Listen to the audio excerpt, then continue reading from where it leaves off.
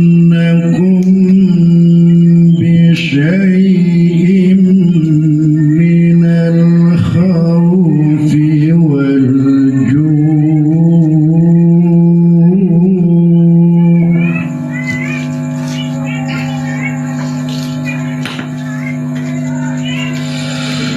ونقص من الأموال والأنفس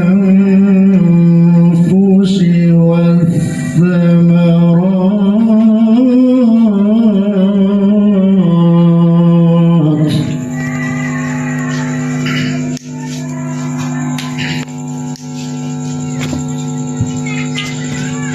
وبشر الصابرين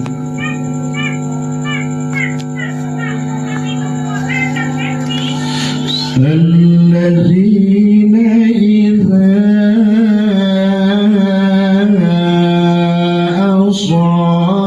أصابتهم مصيبة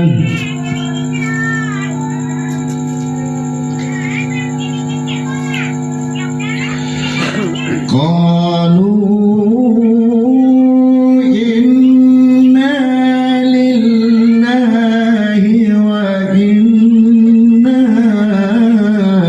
إليه راجعون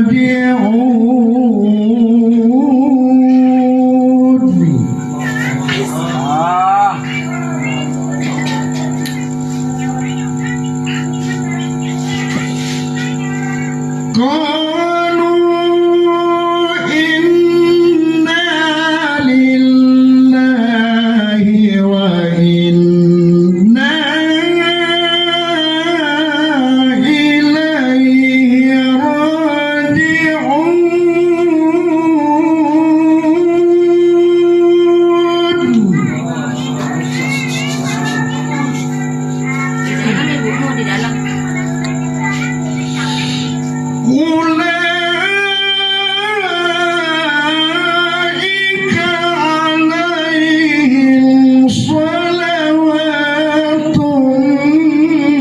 من ربهم ورحمة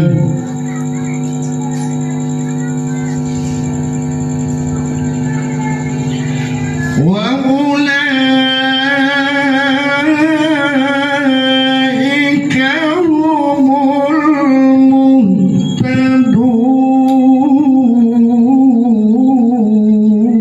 المهتدون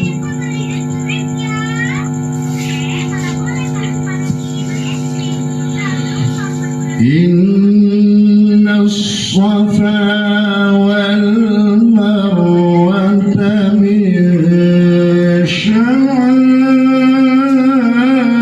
شعائر الله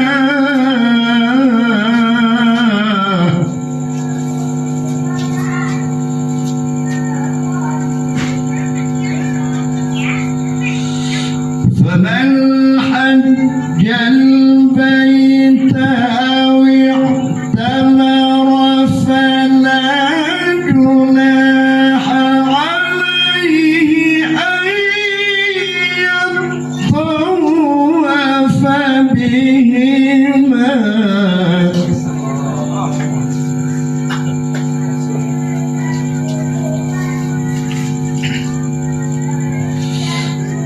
ومن تطوع خيرا فإن الله شاكر عليم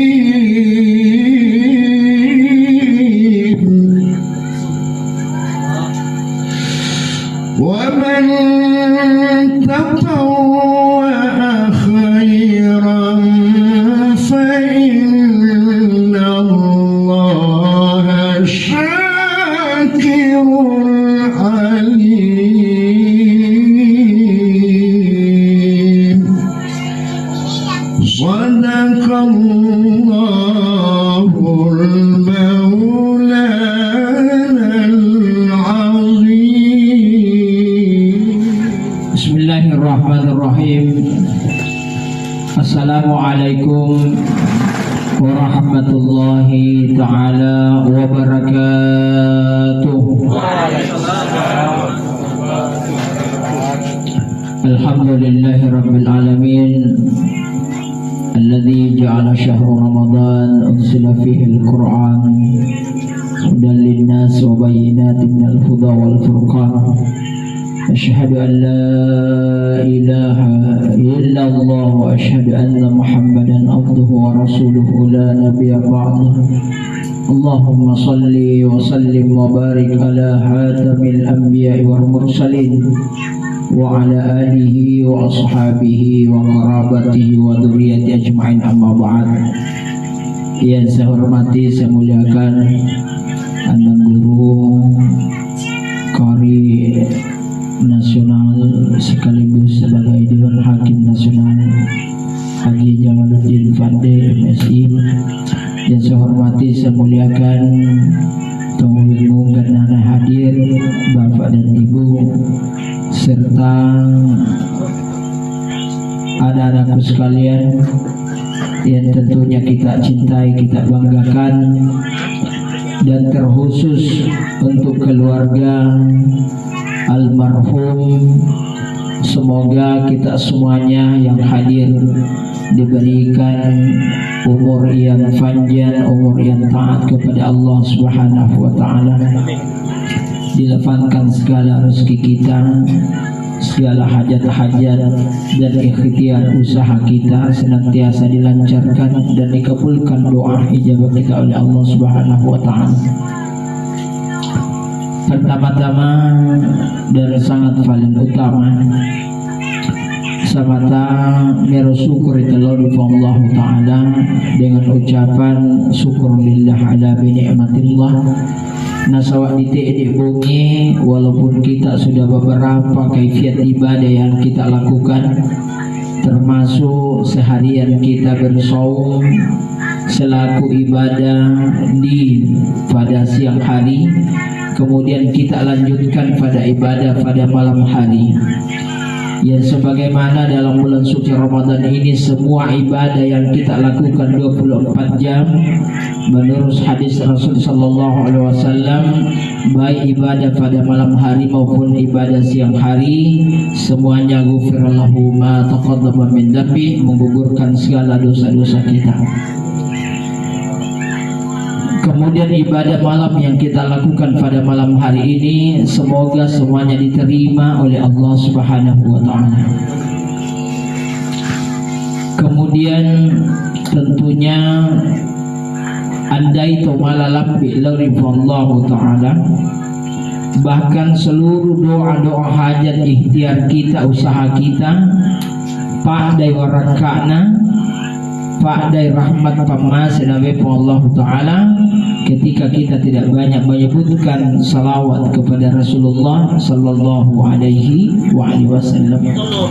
Allahumma salli ala Muhammad karimil abaihi wa ummahat, jazallahu anna sayyidina Muhammadin sallallahu alaihi wasallam bima huwa ahluhu. Dari salawai mu'malai dari fi'lu fi'li.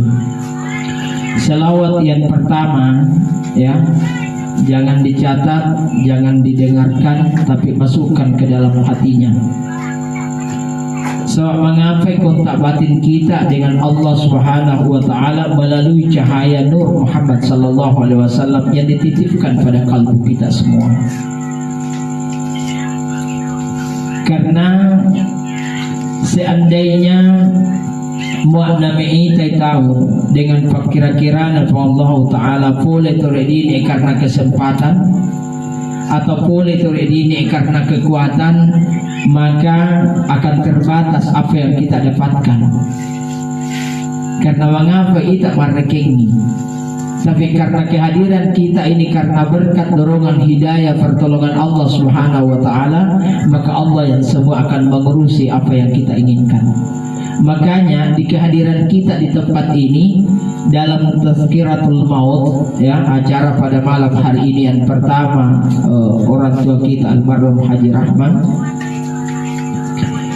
seandainya nalian gina di pegawai sesudah maghrib sampai selesainya taruh ini, sebelum kita hadir di tempat ini, ada yang mampu melakukan 700 rakaat salat sunnah, itu lebih mulia kita hadir di tempat ini kebanding dengan melakukan 700 rakaat salat sunnah. Karena kenapa? Itu secara pribadi.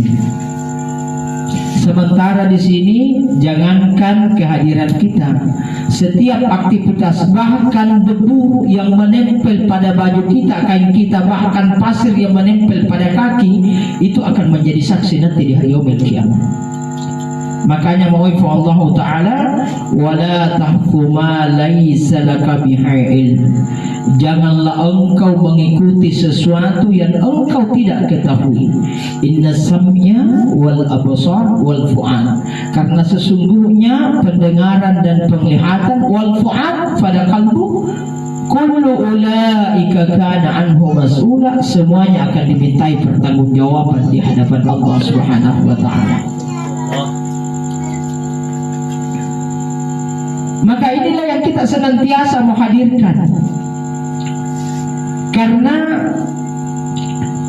termasuk pada malam ini adalah malam nuzulul Quran, turunnya Al-Quranul Al-Karim pada 17 Ramadan. Walaupun ada yang berpendapat, ulama kita ada yang berpendapat 3 Ramadan, ada yang berpendapat 9 Ramadan, tapi para mufassirin baik hadis maupun tafsir banyak berpegang dengan ulama-ulama kita, yaitu adalah pada malam 17 Ramadan turunnya Al-Quran. Untuk apa? Hudal linnas wa bayyinat minal huda wal furqan. Untuk petunjuk bagi setiap manusia, bukan hanya orang yang beriman. Makanya dalam Al-Quranul Al-Karim seperti tadi yang dibacakan, perlu kita bukan hanya sekedar mendengar. Wa idza quriyatil Qur'an fastami'u lahu wa ansitu la'allakum turhamun. Apabila telah dibacakan ayat-ayat Al-Quran, maka dengarkanlah baik-baik. Wa ansitu, dan perhatikanlah baik-baik dengan saksama. Apa tujuannya? Hanya mendengarkan dan memperhatikan, la'allakum turhamun, agar kamu diberikan rahmat. Bukan ketakwaan, bukan keimanan. Nah, kalau ketakwaan berarti hanya pada dirimu, berarti hanya pada kalbumu. Tetapi kalau dengan rahmatnya Allah, siapapun yang dibacakan, siapapun yang mendengarkan, dan siapapun yang membaca, ketiga-tiganya mendapatkan pahala di sisi Allah Subhanahu wa taala. Itulah rahmat. Pamase. Makanya mengapa nak di pengajian itu mati? Mengapa tuh di pengajian itu tua? Basta dia tu kawin di pengajian? Karena minta rahmat dari setiap Al-Quranul Al-Karim yang tertera di dalamnya. Coba bayangkan Bapak dan Ibu, setiap tomate biasa tahu mau bahkan tetua, selalu kita meminta dibacakan suratul Al-Fatihah. Padahal kalau kita mau maknai dan ditafsirkan, anda lebat yang di dalam kalimat orang yang meninggal tentang masalah suratul Al-Fatihah. Tapi kenapa selalu dibacakan? Karena Al-Fatihah umul Quran, induknya Al-Quran. Ya, 7 ayat yang diulang-ulang sebagai doa kepada Allah Subhanahu wa taala. Berarti yang kita untuk bacakan itu baik hidup maupun yang mati adalah minta rahmat daripada Allah Subhanahu wa taala. Mana pembahasan itu Allah taala sehingga Rasulullah sallallahu alaihi wasallam diutus oleh Allah Subhanahu wa taala, wa ma arsalnaka illa rahmatan lil alamin. Aku tidak mengutusnya Muhammad sallallahu alaihi wasallam kecuali menjadi rahmat bagi kita semuanya. Terkait dengan salawat tadi yang saya sampaikan, ya, Allahumma salli ala Muhammad karimil abaihi wa ummahat. Ia salawatnya malaikat Jibril lalu Nabi Muhammad sallallahu alaihi wasallam. Yaitu malaikat Jibril dan bahkan malaikat-malaikat yang lain itu tidak pernah bertemu langsung dengan Allah Subhanahu wa taala, tetapi diperintahkan oleh Allah. Tetapi baginda Rasulullah sallallahu alaihi wasallam adalah bertemu langsung dengan Allah Subhanahu wa taala. Maka mi'rajul mukmininnya orang-orang mukmin yaitu ada pada dalam salatnya maupun ada pada kalbunya, aturan nafasnya, aturan ruhnya. Karena beda ruh dengan nafas. Kalau nafas tugasnya keluar masuk. Ketika nafas itu keluar dan tidak masuk lagi kembali, berarti orang itu sudah wafat, sudah meninggal. Begitu pula sebaliknya, ketika dia masuk dan tidak keluar lagi, atau dia keluar dan tidak masuk lagi, berarti dia sudah berhenti menghembuskan nafas terakhir. Tapi ruhnya itulah yang menghadap kehadirat Allah Subhanahu wa taala. Makanya orang-orang tariqah ya, untuk bicara mencapai daripada ma'rifatullah, kecintaan kepada Allah Subhanahu wa taala, ada punya jalan tersendiri. Makanya di backuplah dengan kalimat la ilaha illallah wa Muhammadur Rasulullah. Karena kenapa? Tidak ada lain kecuali dengan Allah Subhanahu wa taala. Karena dengan rahmat inilah yang kita bisa dapatkan. Kemudian berkaitan dengan keluarnya nafas kita di Quran surah Al-A'raf telah dijelaskan oleh Allah Subhanahu wa taala, walikulli ummatin ajal. Setiap umat itu pasti memiliki ajal. Bedakan umur, bedakan ajal. Ya. Kalau ajal sudah sampai waktunya tidak bisa lagi diminta. Tapi kalau umur, siapapun bisa meminta dipanjangkan umurnya. Buktinya, Bapak dan Ibu ada yang pernah ulang tahun? Ya, apa selalu dinyanyikan? Panjang umurnya, panjang umurnya. Padahal walaupun tidak pernah akan panjang umurnya. Kenapa bisa diminta? Karena tidak ada yang minta panjangkan ajalnya. Karena ajal adalah ketentuan dan takdir Allah Subhanahu wa taala. Wa likulli ummatin ajal. Fa idza jaa ajaluhum la yastakhiruna sa'ah wa la yastaqdimun. Apabila tiba ajalnya seseorang, maka tidak ada yang bisa membeli, tidak ada yang bisa menawar, tidak ada yang bisa memajukan, tidak ada yang bisa memundurkan, kecuali dengan izin Allah Subhanahu wa taala. Maka apa yang bisa selalu menghidupkan diri kita? Karena orang yang meninggal masuk ini sudah mengalami 4 proses. Proses alam roh diciptakannya oleh Allah Subhanahu wa taala. Wa nafaha fihi min ruhi wa ja'ala lakum sam'a wal absara wal afida qalilan ma tashkurun. Ditiupkan roh oleh Allah Subhanahu wa taala. Dari cahaya Nabi Muhammad sallallahu alaihi wasallam, menjadilah kita, diciptakannya dari tanah. Sementara Syaitan laknatullah diciptakannya dari api. Kemudian malaikat diciptakan dari nur cahaya. Tapi batas cahaya itu ada batasnya. Makanya Jibril itu ketika Isra dan Mi'raj diantarkan Rasulullah sallallahu alaihi wasallam bertemu dengan Allah, dia hanya sampai di Lauhul Mahfuz. Karena kenapa? Lauhul Mahfuz adalah tempatnya malaikat. Dan malaikat ketika melewati dengan Lauhul Mahfuz, maka dia akan hancur.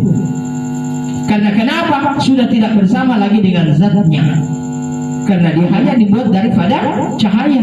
Makanya dalam kitab Al-Barzanj yang dikarang oleh Sayyidina Ja'far, nurin ala nurin fauqa nurin. Muhammad sallallahu alaihi wasallam cahaya di atas cahaya.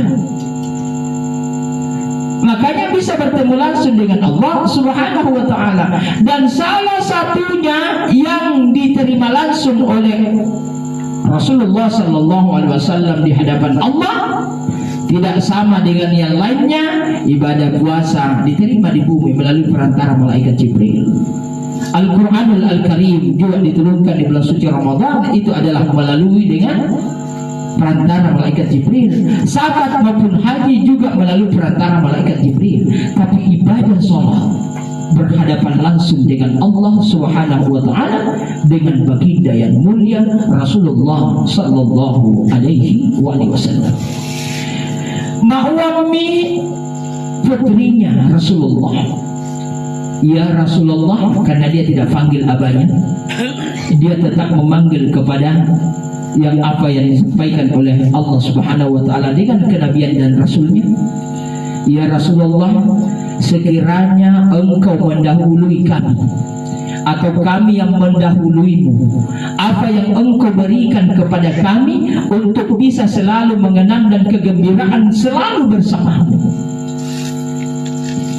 Maka Rasulullah mengajarkan langsung salawat kepada putrinya sendiri yang tadi saya bacakan, jazallahu anna sayyidina Muhammadin sallallahu alaihi wasallam bima huwa ahlu.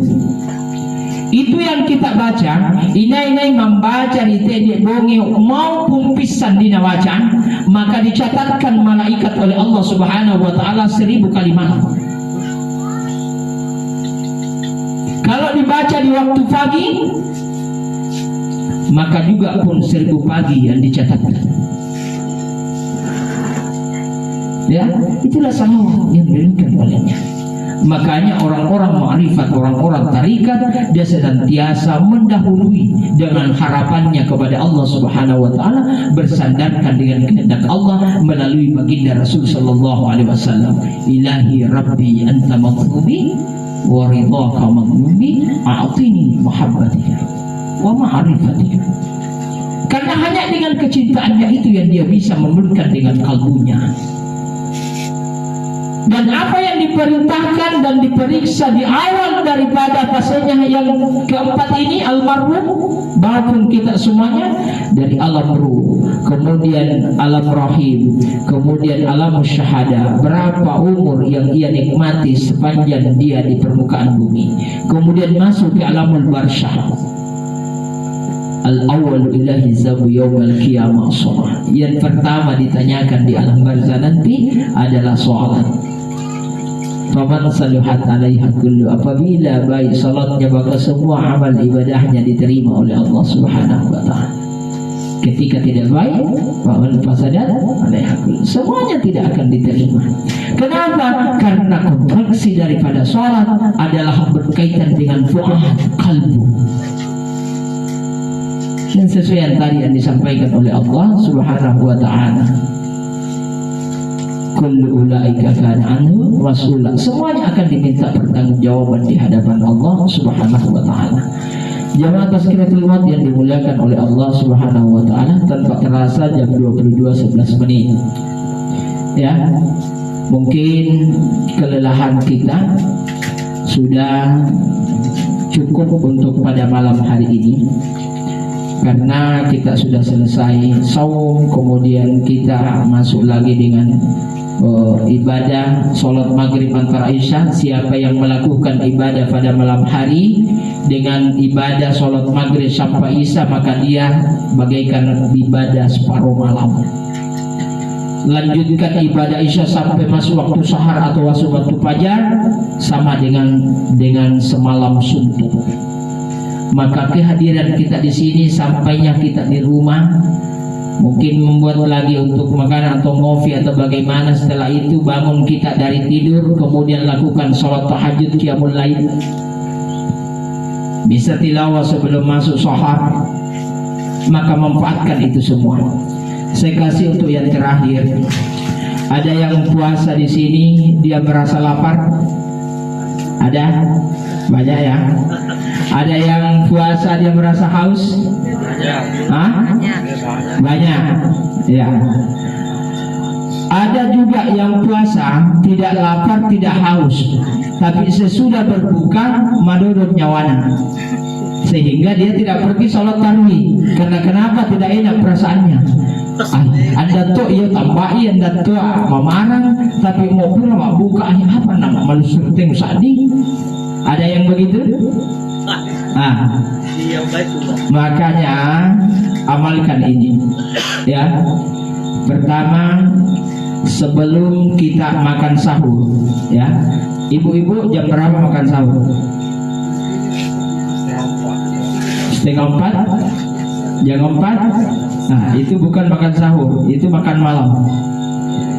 Makan sahur itu, sahar itu maksimalnya 30 menit sampai masuknya azan subuh. Kenapa ada imsak Ustaz? Menahan itu hanya lampu kuning, ya, sebelum masuk lampu merah. Lampu merahnya ketika azan berkumandang subuh. Jadi matahari Ustaz umatnya boleh, ya. Dan itulah nikmatnya di situ. Makanya jangan dibuat ini. Kau dapat pahala nikmat sahar, kemudian ajarkan yang amalkan yang diajarkan oleh Rasulullah. Jadi dua yang kau buang itu. Bukankah di dalam hadis qudsi bahwa sebuah kegembiraan yang paling nikmat bagi orang yang berpuasa yaitu pada saat sahur dan berbuka. Ternyata Bapak Ibu paham kan? Nah, begini, ambil air, ya, masukkan ke rongga mulut. Setelah masuk di dalam, air itu ketika masuk di mulut dua sifatnya. Dia panas dan dia dingin, ya. Dia panas dan dia dingin. Walaupun air itu sejuk yang kita kasih masuk. Tapi setelah di dalam, ya, jangan langsung ditelan. Tunggu saat dinginnya, baru baca inna a'tainakal kautsar fasholli li rabbika wanhar inna syani'aka huwal abtar. Selesai. Itu rumusan pertama. Kemudian yang kedua, setelah ambil, ibu-ibu itu siapkan garam, ya. Paling tidak garam halus. Garam halus inilah yang ada di atas meja. Ambil sejenak sedikit, ya, kemudian masukkan ke dalam rongga mulutnya, kemudian dimakan dengan membaca salawat kepada Rasul Sallallahu Alaihi Wasallam. Sebentar saya jelaskan satu persatu. Kalau masih mau, kalau tidak ya saya tutup. Ya 22:15. Masih. Kemudian yang kedua, setelah makanan di piring, ya, ambil sedikit tanpa lauk, kemudian kita cium, dan ruhiyah kita itu dari sini kembali dari rongga perut sampai ke ubun-ubun sampai kepada Allah Subhanahu Wa Taala. Masukkan ke dalam rongga mulut. Setelah itu yang kedua tanpa dicium, langsung diande. Setelah itu makan maki, dan rumusnya harus ganjil. Maksud saya itu siapa ada tulah nomor mereka sama kalian nabi tahu ringannya, bahkan ditambahi. Nah, yang pertama tadi inna a'tainakal kautsar fasholli li rabbika wanhar. Mau ia upake mendundun pada saat madingo dengan sejuknya ini mau talungan dan mendundun itu mengapa? Dan inilah yang diajarkan oleh Rasulullah. Pada saat satu ceret itu berapa orang yang pada saat minum itu hanya dengan satu tetes, bahkan dari jarinya Rasulullah Sallallahu Alaihi Wasallam. Kemudian yang kedua, dengan apa garam? Semua nikmat yang engkau nikmati, enggak nala tu papoleang metamanasang itu di dapur, ya. Dan garam ini riwayatnya ketika Nabiullah Ibrahim alaihissalam memohon kepada Allah, ya Rabb, berikan aku rezekimu untuk bisa menghidupi semua makhlukmu. Bahwa Allah Ta'ala engkau akan tidak sanggup ya Ibrahim, mengizinkan saya ya Rabb. Maka karena memaksa, maka karena dia kekasih Allah Subhanahu Wa Ta'ala, Abul Anbiya, bapaknya para nabi, maka disuruhlah malaikat Jibril, silahkan engkau masuk ke dalam surga, ambil segenggam kapur, kemudian letakkan di tangannya Nabiullah Ibrahim alaihissalam. Kemudian Nabi Ibrahim disuruh oleh Allah untuk dihamburkan ke laut, dan itulah yang menjadi garam, ya. Dan itulah yang seringkali kita nikmati. Tidak apapun nikmatnya itu makanan kalau tidak ada garamnya. Nah, ya kan? Mau kande-kande nih garam itu sih cok. Apalagi kalau sup pipi. Nah, tapi yang dikasih makan adalah ruh kita, bukan jasa dia. Ya betul tidak teman-teman nyawanai. Ah, karena mengapai andai dapat rohnya hanya jasadnya yang dia makan, sehingga ya mau puri waktu selesai loyo borami tangan Allah ya cihembelo borami pertama boy pasambu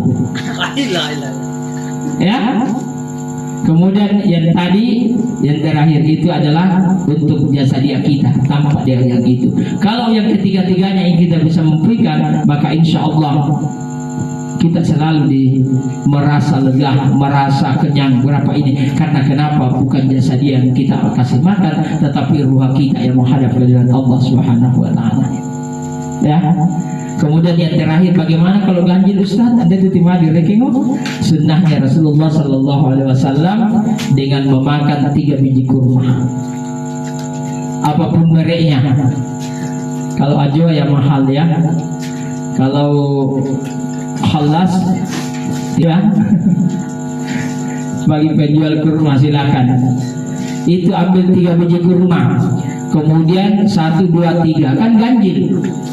Ya, tapi kalau sukari biar satu memakan itu lembut dan enak, mengenyangkan. Dengan syarat apa cara makannya? Ambil dengan tangan, bisa 2 jari, bisa 3 jari. Ya, karena kurma. Tapi kalau nasi 2 jari bisa, tapi berapa lama? Dapat ini campur sapiri. Nah, diambil kemudian masukkan ke dalam rongga mulutnya, baca salawat kepada Rasul Sallallahu Alaihi Wasallam. Cara membuang bijinya, jangan pakai tangan ambil, baru ditaruh di sini, tapi letakkan di atas kedua jari telunjuk dan tengah. Ya, kemudian letakkan ke tempat lain. Kemudian ambil lagi dan sampai begitu 3 kali. Kemudian minum seteguk air dengan ucapan kasih masuk ke dalam mulut alhamdulillah. Kedua alhamdulillah. Yang ketiganya lengkapi alhamdulillahi rabbil alamin. Ketika berucapkan dengan alhamdulillahi rabbil alamin, maka sempurna dengan apa yang kita nikmati pada hari ini. Karena sudah lengkap di depan ini, ibu-ibu juga sudah punya. Ya, maka untuk hari ini, malam ini ya, mari kita bersama-sama membaca doa.